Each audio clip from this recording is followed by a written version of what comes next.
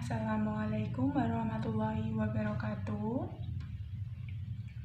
Selamat pagi anak-anak. Apa kabar kalian pada pagi hari ini? Alhamdulillah semua dalam keadaan baik-baik saja. Sebelum memulai pelajaran pada pagi hari ini, alangkah baiknya kita membaca doa terlebih dahulu. Silakan untuk ketua kelas memimpin doa. Bismillahirrahmanirrahim. Alhamdulillahirabbil alamin. Arrahmanirrahim. Maliki yaumiddin. Iyyaka na'budu wa iyyaka nasta'in. Ihdinas siratal mustaqim. Siratal ladzina an'amta 'alaihim ghairil maghdubi 'alaihim waladdallin. Amin. Bismillahirrahmanirrahim. Raditu billahi robba wa bil islami dinna wa bi muhammadin nabiyya wa rasula. Rabbi zidni ilma warzuqni fahma. Amin. Adakah yang tidak masuk pada pagi hari ini? Masuk semua ya, alhamdulillah. Hari ini kita akan belajar tentang cerita anak.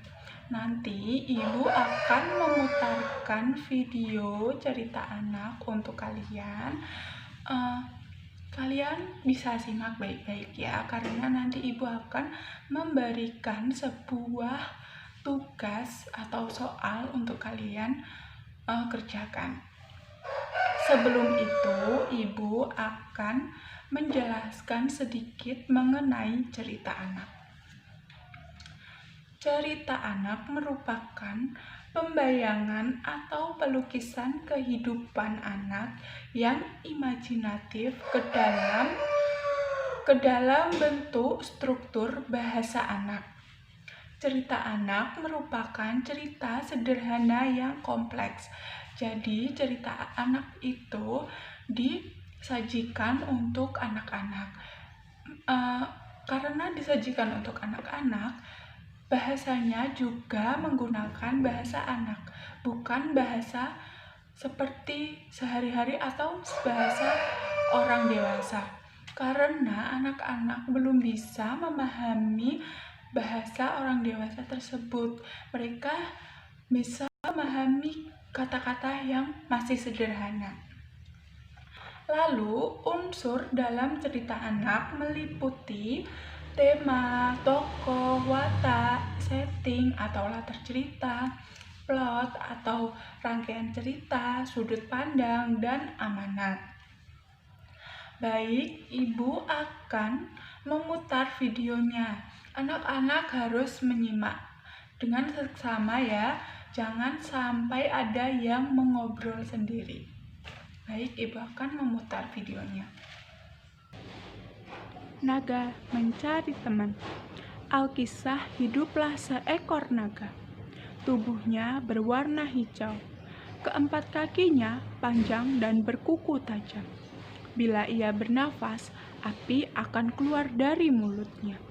Akibatnya, ia tampak sangat menyeramkan, sehingga tidak ada yang mau berteman dengannya.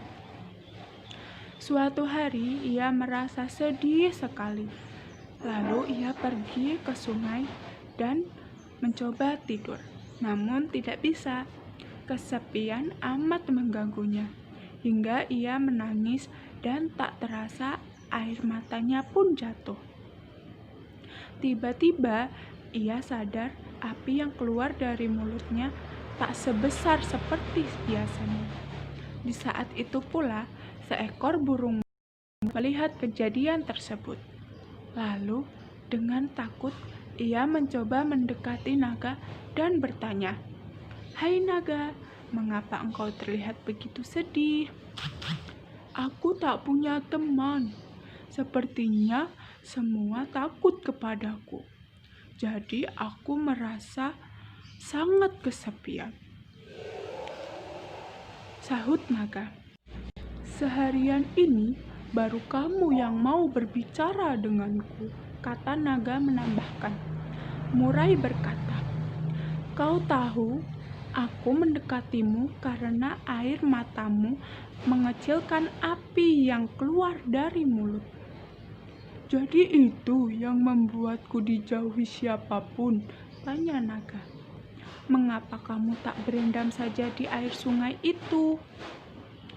kata murai menyarankan. "Dengan begitu, mungkin api di mulutmu akan padam," tambahnya.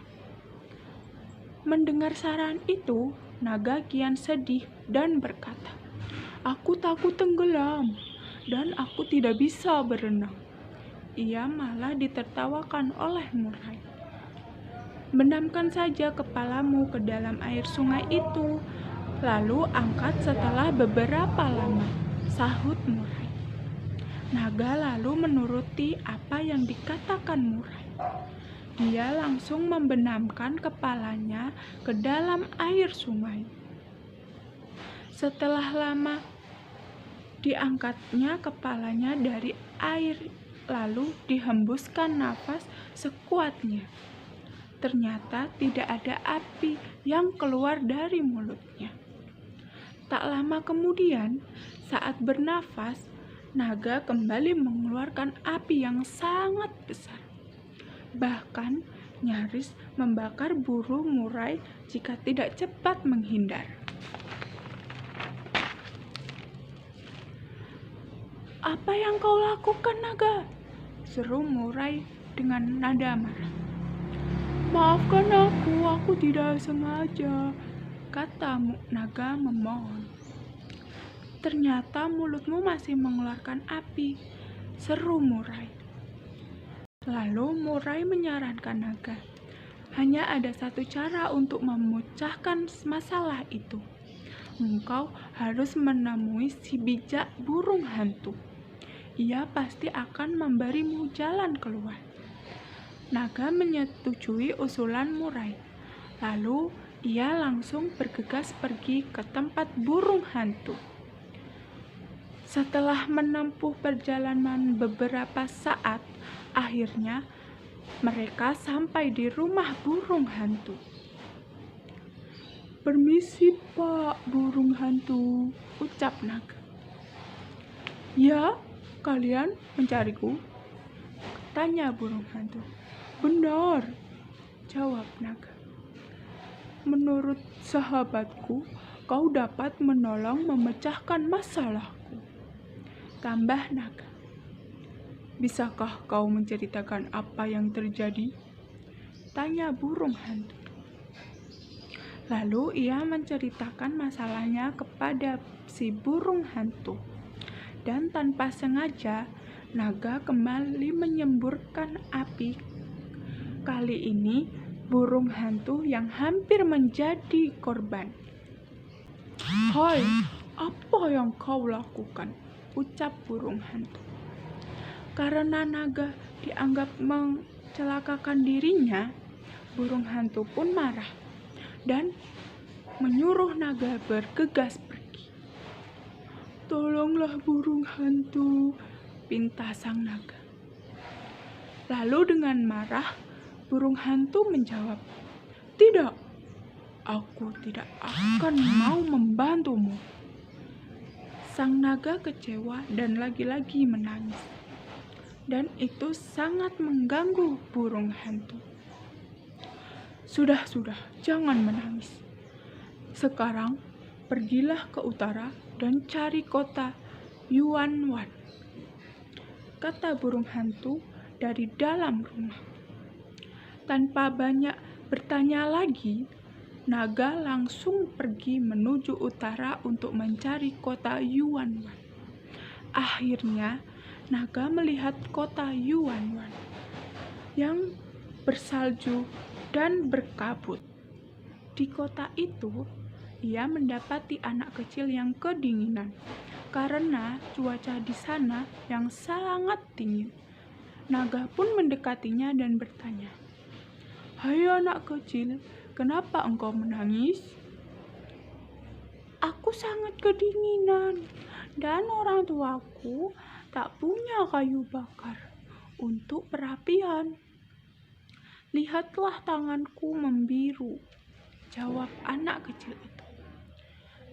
Naga kemudian sangat iba mendengar cerita anak kecil itu. Jangan takut, sekarang julurkan tanganmu dan aku akan menghangatkanmu. Lalu diseburkanlah api dari mulutnya ke arah tangan anak itu. Anak itu sangat senang karena tidak kedinginan lagi. Anak itu mengajak naga ke tengah kota. Awalnya penduduk merasa takut. Tapi setelah tahu bahwa naga ingin membantu menghangatkan para penduduk, orang-orang pun senang.